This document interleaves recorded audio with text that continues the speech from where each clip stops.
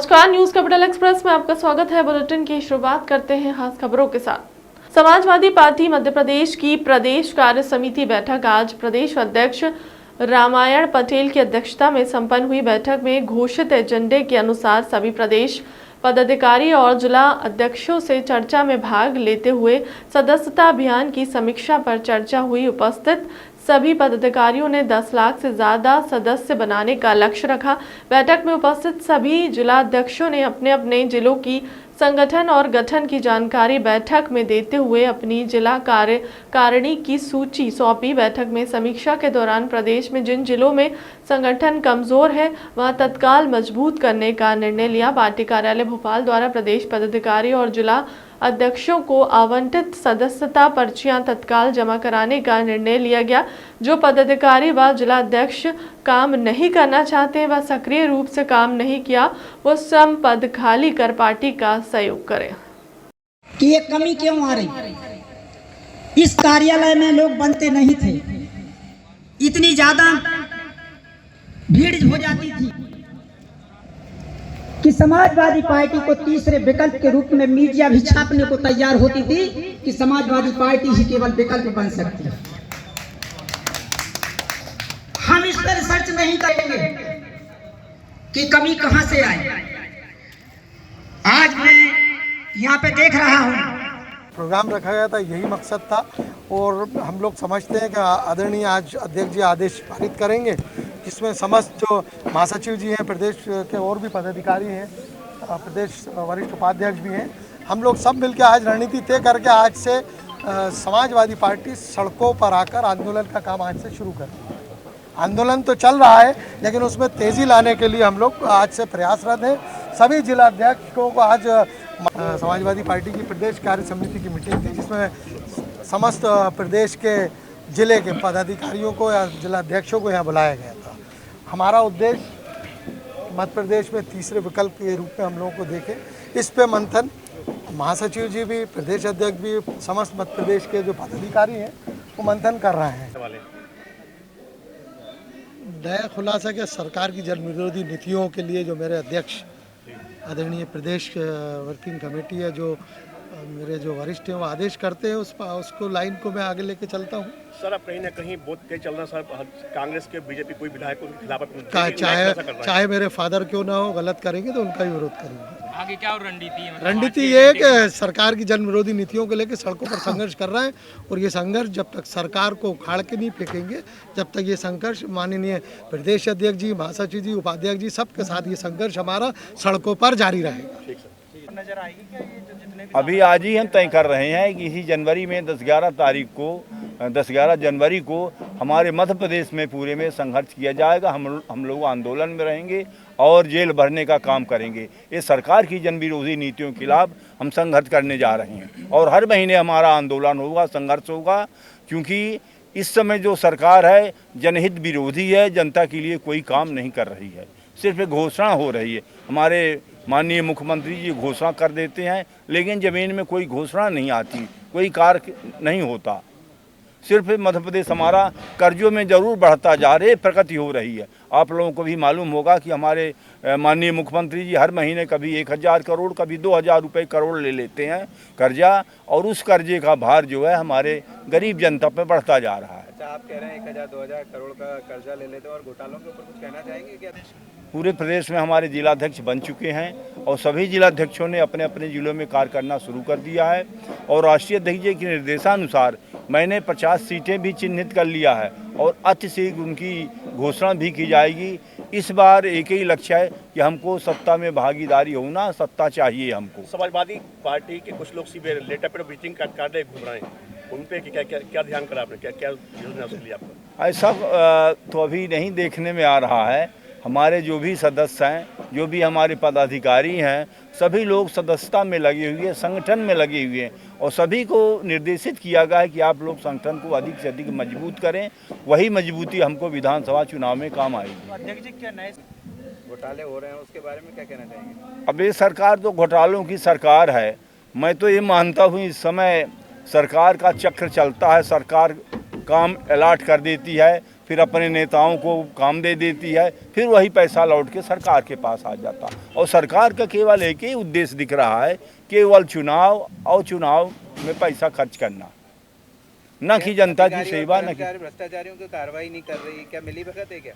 मैं तो ये कहता हूँ कि हमारे माननीय मुख्यमंत्री जी जब कभी दौड़े में जाते हैं और किसी प्रकार लापरवाही दिखती है तो बाबू को, ग्राम सेवक को और पटवारी को सस्पेंड करते हैं। मैं तो ये कहता हूँ कि हमारे मुख्यमंत्री जी को कलेक्टर और एसपी को सस्पेंड करना चाहिए। जब कलेक्टर और एसपी सस्पेंड होंगे तब तो जिले में सुधार होगा, भ्रष्टाचार कम होगा।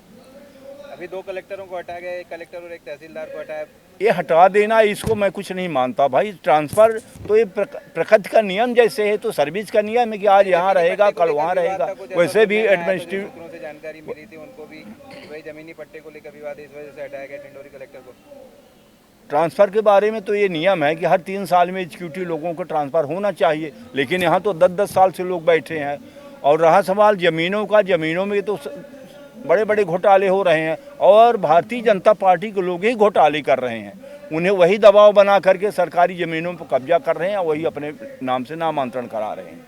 गठबंधन करने का निर्णय नहीं है, हमारे राष्ट्रीय अध्यक्ष जी जो भी निर्णय लेंगे भविष्य में। लेकिन वैसे राष्ट्रीय अध्यक्ष जी का हमारे कहना कि हम गठबंधन नहीं करेंगे, हम सेल्फ चुनाव लड़ेंगे और हमको निर्देशित किया है आपको उस हिसाब से तैयारी करने की, सेल्फ हमारी पार्टी चुनाव लड़ेगी। और ये निश्चित मानिए आप लोग, मैं विश्वास दिलाता हूँ इस बार हमारी पार्टी सत्ता में रहेगी। बिना सत्ता के हमारी पार्टी अब नहीं रह सकती। और अब जब हम इस ढंग से काम कर रहे हैं कि सदस्यता अभियान बढ़ा रहे हैं, लोगों को हम सदस्यता के लिए प्रेरित कर रहे हैं और हमारा संगठन मजबूत हो रहा है, तभी तो हम चुनाव में जीतेंगे। अभी कितने सदस्य बना लिया आप लोगों ने? अभी तो 31 तारीख के बाद हिसाब होता है हर महीने का। अभी रिकॉर्ड हमारा नहीं आया है। आपके पास हिसाब तो हमारे यहाँ अभी हर विधानसभा में हम 5000 टारगेट दिए हैं कि 5000 सदस्य बनाना सभी विधानसभाओं में। अब 230 विधानसभाएं हैं, उसी हिसाब से काम चल रहा है। अब कोई जिला अध्यक्ष थोड़ा धीमी गति से चल रहा है, कोई जिला अध्यक्ष तेजी गति से चल रहा है। इस पर सदस्यता अभियान बढ़ रहा है। तो सर मेंबरशिप में सही इसके क्या खुलासा करने वाले हैं बढ़ाई? समाजवादी पार्टी के हमारे परम सम्मानीय अखिलेश यादव जी राष्ट्रीय अध्यक्ष ने हमको निर्देशित किया है कि मध्य प्रदेश में आप अधिक से अधिक सदस्यता का कार्य कराएं ताकि हमारे यहाँ अधिक से अधिक विधानसभा की सीटें जीती जा सकें। राष्ट्रीय अध्यक्ष जी के निर्देशानुसार हमने एक लक्ष्य रखा है कि हर विधानसभा में कम से कम 5000 हमारे सदस्य बनाए जाएंगे और तेज़ी से सक्रिय सदस्य भी बनाए जाएंगे। और सदस्यता अभियान के बाद हम तुरंत तय करेंगे कि हमको कौन कौन सीटों में चुनाव लड़ना है। कार्य समिति की बैठक थी आज, इसमें कई निर्णय बताइए जिससे आप पार्टी को कैसे मजबूत कर रहे हैं? सर्वप्रथम आज जो कार्य समिति की बैठक में निर्णय लिया गया कि हमारे जो भी जिला अध्यक्ष हैं, प्रदेश कमेटी के हमारे जो लोग हैं, हमारे प्रमुख महासचिव हैं, प्रदेश उपाध्यक्ष जी हैं, सभी लोगों ने ये तय किया है कि हम अधिक से अधिक सदस्य बनाएंगे और पार्टी के संगठन को मजबूत करेंगे और संगठन को मजबूत करके हम चुनाव में जाएंगे और चुनाव में जा कर के इस बार हम निश्चित विधानसभा में सीट हासिल करेंगे और सरकार बनाएंगे। हम बिना सरकार के इस बार समाजवादी पार्टी नहीं रहेगी। ये हमारे राष्ट्रीय अध्यक्ष जी का निर्णय है और उनका निर्देश है।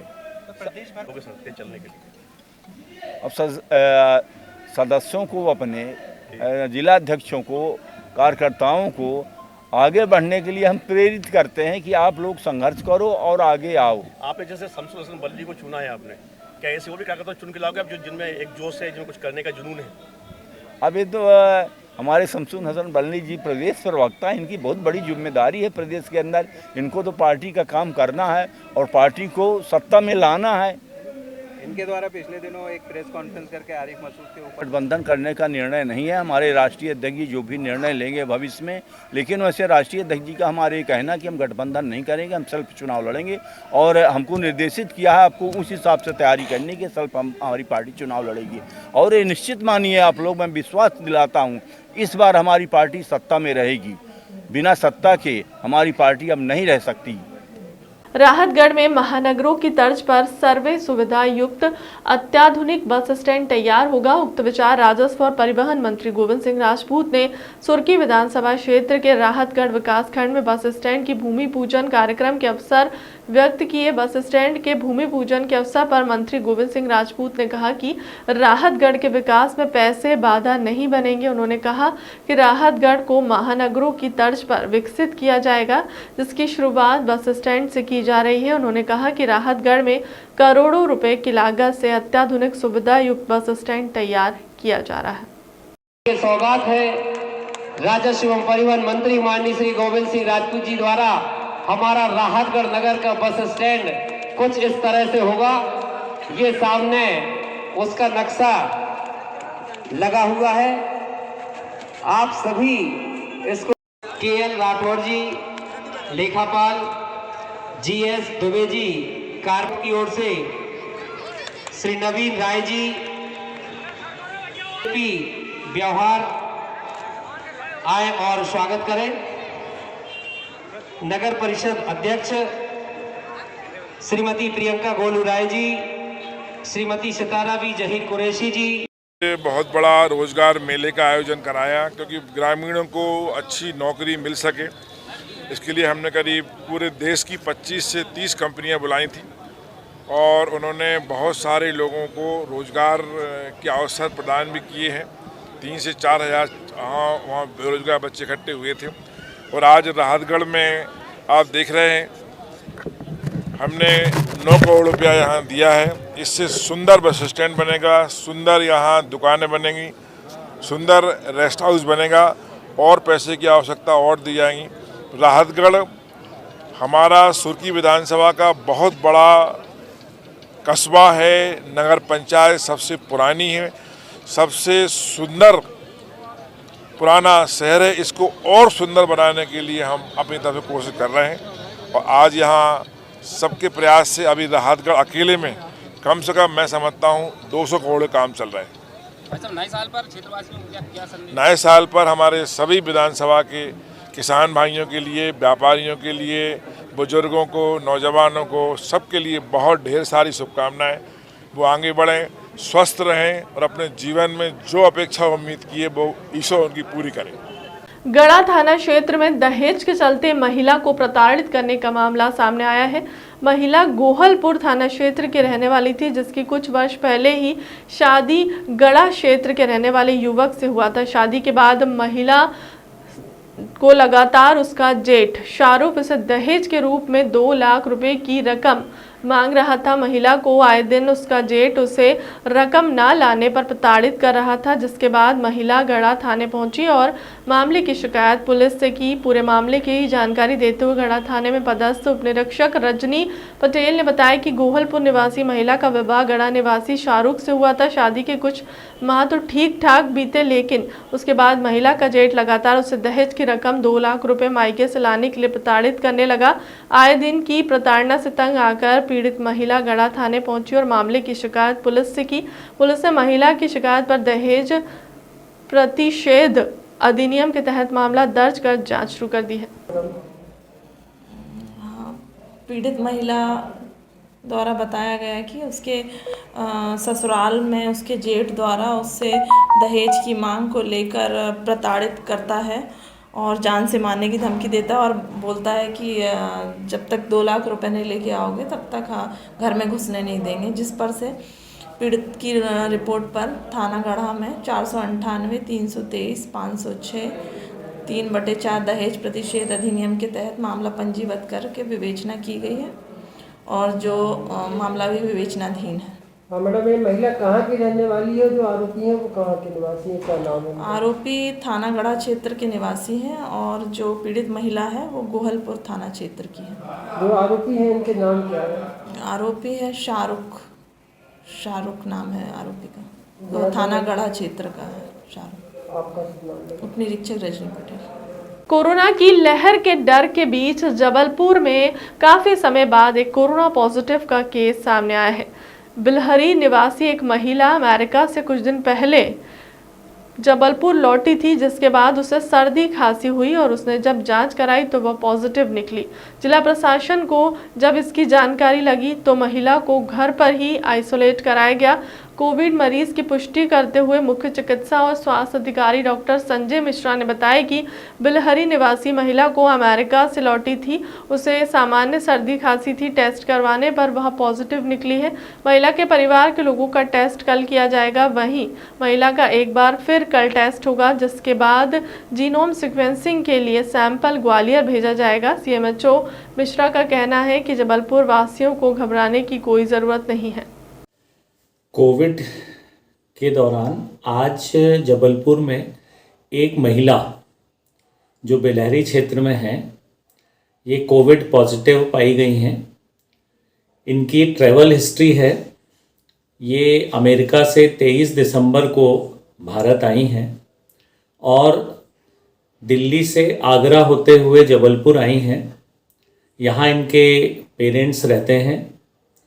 महिला को कुछ कफ एंड कोल्ड था तो इन्होंने अपना टेस्टिंग कराया था। अभी उनके पति और बिटिया का टेस्ट नहीं हुआ है, इनके कल सैंपल्स लिए जाएंगे। इन महिला का भी कल सैंपल पुनः लिया जाएगा, जो जीनोम सीक्वेंसिंग के लिए ग्वालियर DRDO भेजा जाएगा। इसके अलावा उनके परिवार में यदि और भी दो सदस्य हैं जिनका कल सैंपल और लिया जाएगा और उनकी भी जांच की जाएगी, क्योंकि कांटेक्ट ट्रेसिंग करना आवश्यक होता है।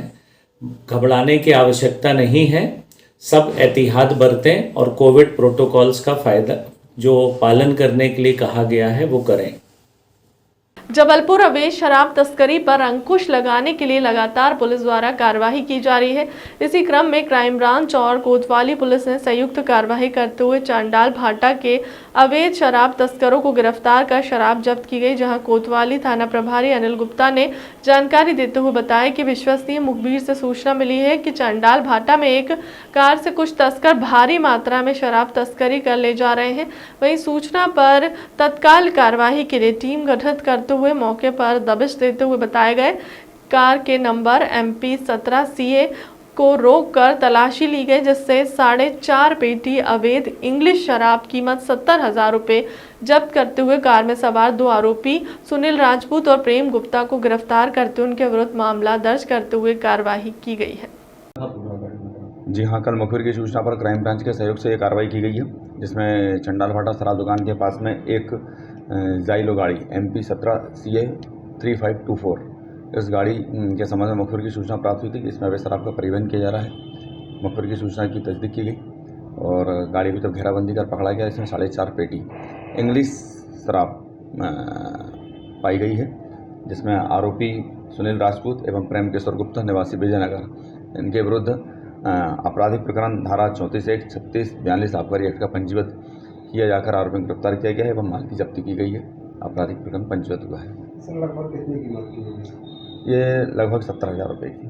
कहाँ से लाना बता रहे हैं? आरोपियों से पूछताछ की गई है, जिसमें इनके द्वारा बताया गया है कि लाइसेंसी शराब दुकान का माल है ये। इसके संबंध में एक्साइज विभाग से भी जानकारी ली जा रही है। राजस्व मंत्री गोविंद सिंह राजपूत ने युवाओं का आह्वान किया, वे रोजगार लेने वाले नहीं रोजगार देने वाले बने। गुरुवार को सुर्खी विधानसभा क्षेत्र के राहतगढ़ में आयोजित विशाल रोजगार मेले के शुभारंभ अवसर पर संबोधित कर रहे थे। विशाल रोजगार मेले में राजपूत ने कहा कि सभी युवा अपनी योग्यता को पहचानने और चुनौतियों का सामना करते हुए स्वरोजगार प्रारंभ करें, जिससे कि वे रोजगार के साथ स्वरोजगार देने वाले भी बन सके। उन्होंने कहा कि प्रधानमंत्री नरेंद्र मोदी के द्वारा बेरोजगार युवक युवतियों को रोजगार उपलब्ध कराने के लिए 3 लाख से अधिक भर्तियां की जा रही है। वहीं मध्य प्रदेश शासन के द्वारा 1 लाख सरकारी नौकरियों के माध्यम से रोजगार देने का कार्य किया जा रहा है। मंत्री राजपूत ने कहा कि सभी कंपनी रोजगार मेले में चयनित अभ्यर्थियों को किसी भी प्रकार से परेशानी ना हो, इसकी विशेष व्यवस्था करें। मंत्री राजपूत ने कहा कि कक्षा 10वीं 12वीं स्नातक और ITI वाले व्यक्तियों को पहली प्राथमिकता दें और उनको रोजगार उपलब्ध कराएं। इसलिए इनका सहयोग करना, सहयोग नहीं कर रहा, काम रुक जाएगा, उसकी जवाबदारी हमारी नहीं, जो रुकवाएगा उसकी कहानी। हमने तो पैसा लाके दे दिया,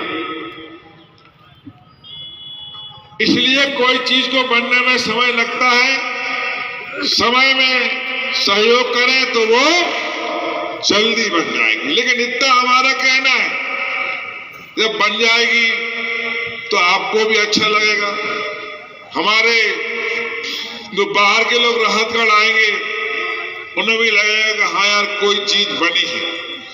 क्योंकि आप पूरे राहतगढ़ को सुंदर कर दो, लेकिन बस स्टैंड तो पूरे सागर जिले के लिए जो भी नेता आएगा, बस स्टैंड आएगा तो ये हमारे शहर का ताज है, ताज।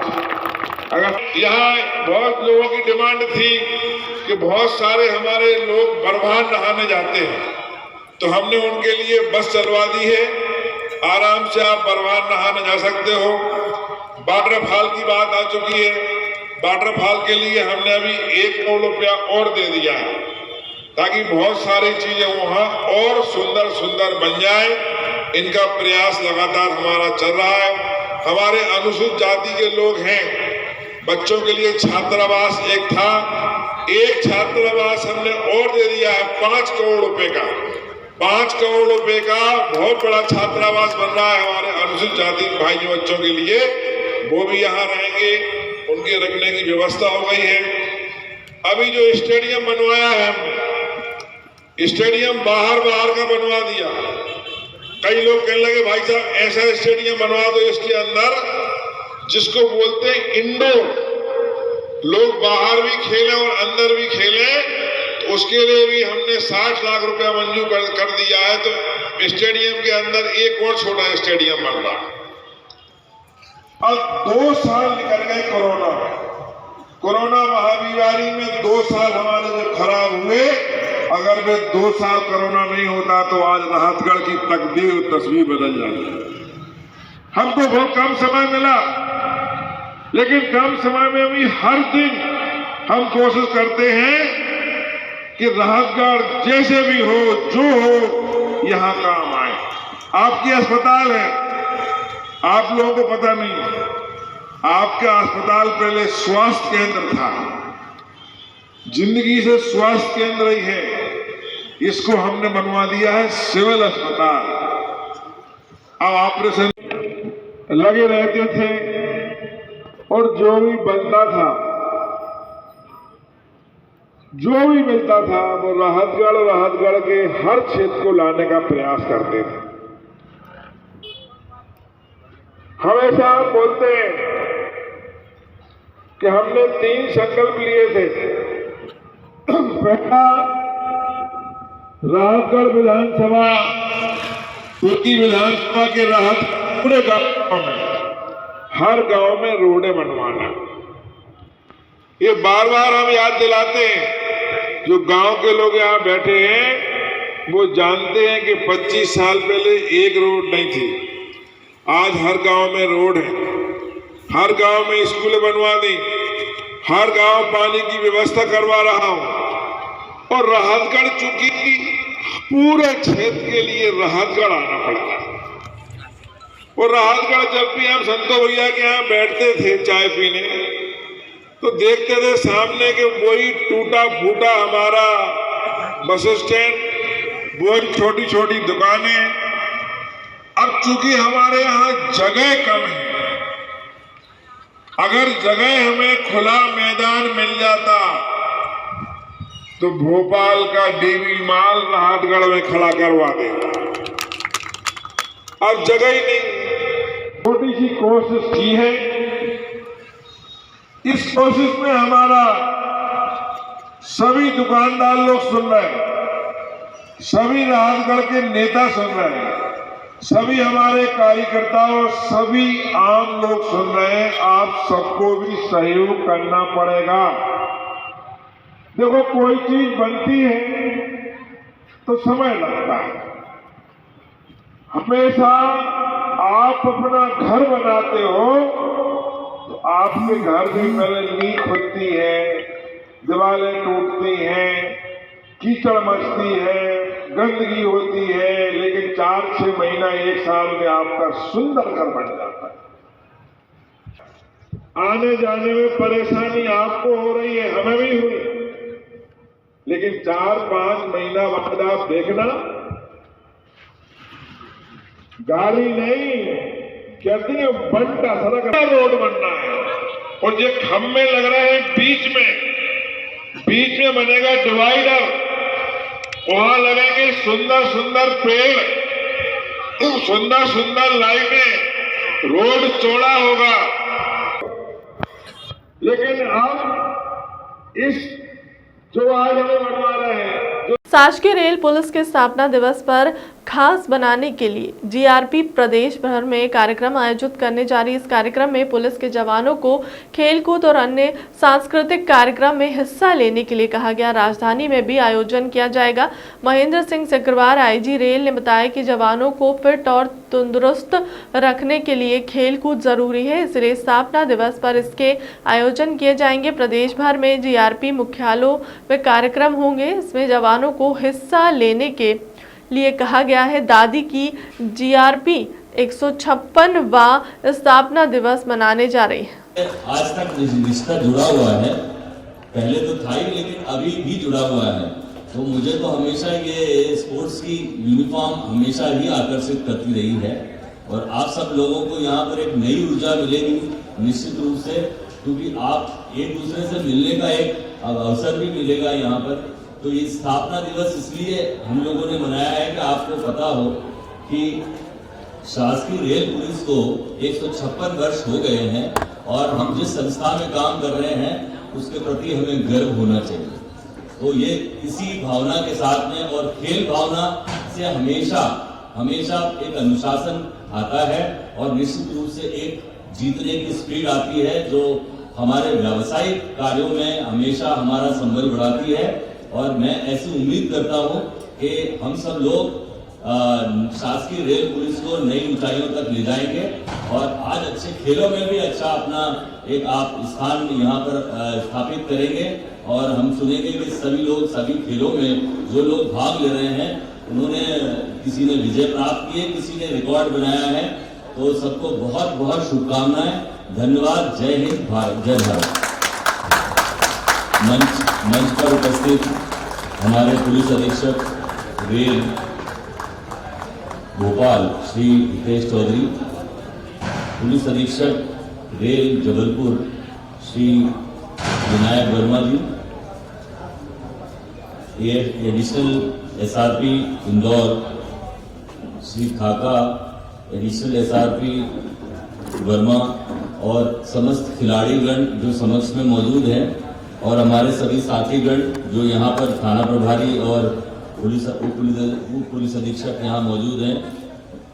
ये खिलाड़ियों को देखकर सबसे पहली बात तो बहुत अच्छा इसलिए लग रहा है कि इनको हमेशा यूनिफॉर्म में देखा है, तो आज जिस नए परिवेश में देख रहा हूँ ये मेरे लिए बड़ी खुशी का विषय है। सर, 156वां स्थापना दिवस मनाया जा रहा है और खासतौर पर खेल को बढ़ावा देने के लिए कई सारी प्रतियोगिताएं होंगी, तो कितना खेल भावना बढ़ेगी, कितनी टीम स्पिरिट इस प्रतियोगिता से? निश्चित रूप से बोलते हैं कि एक स्वस्थ शरीर में एक स्वस्थ मन काम करता है और जब मन अच्छा होगा तो निश्चित रूप से हमको व्यावसायिक जो भी हमारा कार्य होगा उसमें हमको नई क्षमता मिलेगी, नई ऊर्जा के साथ हमारे लोग काम करेंगे। इसी सब भावना के साथ 156वां, चूँकि 156 साल हो गए शासकीय रेल पुलिस को और उसकी स्थापना दिवस के अवसर पर हमने यहाँ पर खेलों का आयोजन किया है। विभिन्न यूनिट जो हैं मध्य प्रदेश में, जो 3 यूनिट कार्यरत हैं, उनके यहाँ पर खिलाड़ी आए हैं और जो रस्साकसी में, कबड्डी में, वॉलीबॉल में और एथलेटिक्स में, ये सारे गेम्स में यहाँ भाग लेंगे और वो एक नई ऊर्जा के साथ हमको फिर मिलेंगे, जो हम निश्चित रूप से हमारे व्यावसायिक कार्यों में सहयोग करेंगे। जी, सांस्कृतिक कार्यक्रम रखे हैं, इनके परिवारों को भी बुलाया है, उसमें जो हमारे कर्मचारी अधिकारी हैं उनको बुलाया है, तो वो लोग भी अपना कल्चरल प्रोग्राम देंगे। फिर स्थापना दिवस के दिन जो है वहाँ पर एक सेमिनार भी रखा गया है और सेमिनार के अलावा भी जो है एक त्वरित भाषण प्रतियोगिता भी रखी गई है और जो है परेड भी है उस दिन। तो ये सारे प्रोग्राम हैं और निश्चित रूप से एक नई ऊर्जा का संचार हमारे विभाग में होगा और ये एक अच्छा काम है। तो मैंने अभी खिलाड़ियों को इसी के लिए शुभकामनाएं दी हैं। Thank you. मंदसौर पुलिस अधीक्षक अनुराग सुजानिया के निर्देशन पर दालोदा थाना प्रभारी संजीव परिहार व टीम ने 2 भाई सरकारी शिक्षकों से 60 ग्राम अवैध मादक पदार्थ स्मैक जब्त की। जब्त स्मैक की कीमत 6 लाख बताई जा रही है। बता दें कि जिले में चलाए जा रहे नशा मुक्ति अभियान के तहत दालोदा पुलिस ने बीती रात्रि आल्टो 800 कार से 600 ग्राम अवैध स्मैक जब्त कर 2 सगे भाई शिक्षकों को मौके से गिरफ्तार किया। दालोदा पुलिस ने मुखबिर की सूचना पर खेजड़िया थाना सीतामऊ के अयूब पिता शहबाज व याकूब पिता शहबाज दोनों सगे भाई को एक सफेद रंग की आल्टो 800 कार से तस्करी करते हुए गिरफ्तार किया। बदमाशों ने कार के आगे के कांच के पास अवैध रूप से स्मैक छुपाकर प्रतापगढ़ तरफ से नंदावता अमलवादा के रास्ते निर्धारी फांटे होते हुए खेजड़िया तरफ जाने वाले थे। 2 शासकीय शिक्षक जो खेजड़िया में पदस्थ हैं उनसे 60 ग्राम अवैध मादक पदार्थ इसमें पकड़ी है, जिसकी कीमत करीब 6 लाख रुपए आंकी जा रही है। दोनों शिक्षक अल्टो से इसकी तस्करी कर रहे थे और फतेहगढ़ के पास इनको पकड़ा है। कहाँ से लेकर कहाँ किसको देने जा रहे थे?